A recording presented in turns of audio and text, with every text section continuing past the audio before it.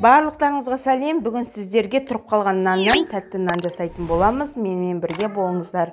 Ең алдымен осындай тілім нандарымызды жұқалап туралап аламыз. Видеодағыдай барлығын турап болғаннан кейін сұйықтығымызды дайындайтын боламыз.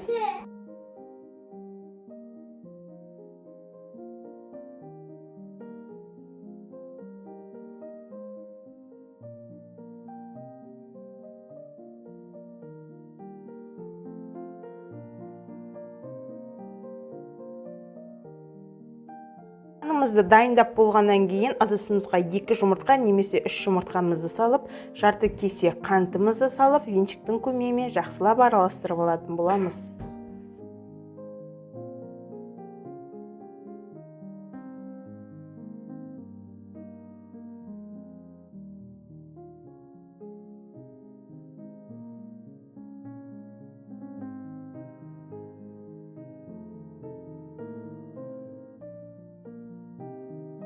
Біздің сұйықтығымыз дайын. Енді осыған дайындалып тұрған нанымызды салып, аст үстін батырып, қызып тұрған майға пісіріп алатын боламыз.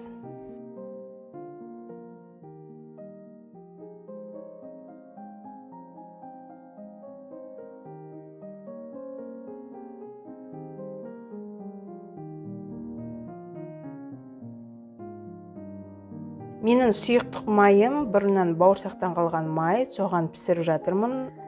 Онда тұрған ештеңе жоқ.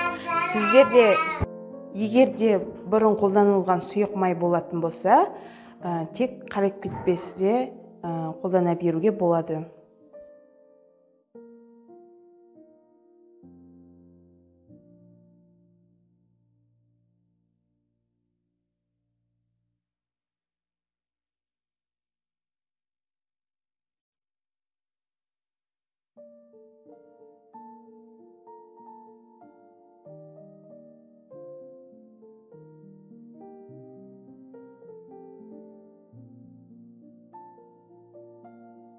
Осылай видеодағыдай нанымызды аст үстін осылай қоңыр қылдырып, қуырып пісіріп аламыз.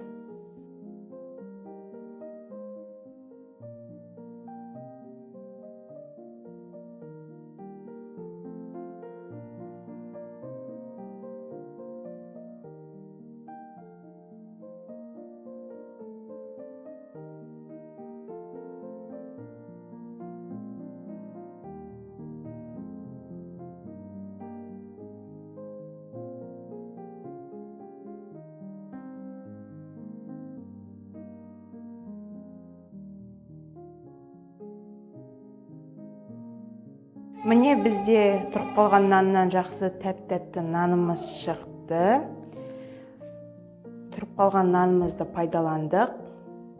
Бізге ас болсын. Егер де видео ұнаса лайк басып, пікір қалдырып, каналыма жазылуды ұмытпаңыз.